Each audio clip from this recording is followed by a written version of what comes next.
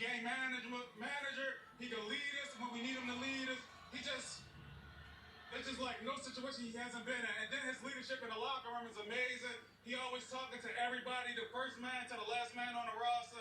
And when you say your mean guy doing it, one of the big time guys doing it, we all feed off of it, and it's just making it for a great locker room relationship, a lot of camaraderie, and it's working out as you can see. I'm going to let you go celebrate with your teammates in a second, but Bruce Arians said this week, you're not going to think about the Super Bowl, because the second you do that, you know what happens. Yeah. But now you're going back to Tampa, first ever team to play at home for the Super Bowl. Looking at the camera, tell the people in Tampa Bay how you feel about this one. Hey, we doing it for y'all. We appreciate all the support, and it's about time we make history, man. First team, host the Super Bowl, being the Super Bowl. Next step is to win the Super Bowl. We love y'all. We appreciate it. Thanks for all the support, baby.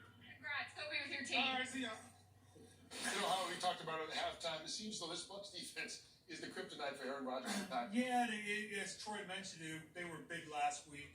I think today's performance was so clutch. You talk about the 5 sacks, the 10 knockdowns, but after those turnovers Tom had in the second half, to get the stops they got and the stops down in the red zone, particularly at the end of the game, forcing Green Bay to make a decision at the end of the game. Do you kick the field goal? Do you go for it on 4th down? And I go back to the 2-point conversion they opted to go for earlier and the drop ball. All right, so the Buccaneers are headed to the Super Bowl. It's only the second time in the franchise history, led by the great Tom Brady. Adding to his record career, we'll talk more about that game when we come back.